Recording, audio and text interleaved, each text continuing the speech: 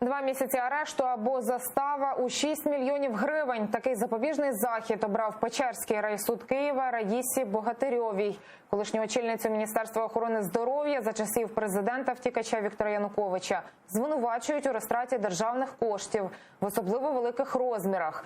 Затримали її напередодні увечері в аеропорту Київ у Жулянах, одразу після того, як вона прибула в Україну з-за кордону. Я виїхала за межі країни, коли не було ніякої підозри за багато місяців до того.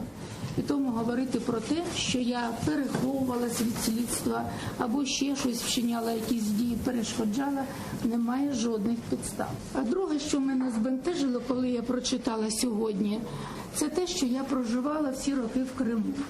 Я жодного дня за цей період не була на території Автономної Республіки Крим.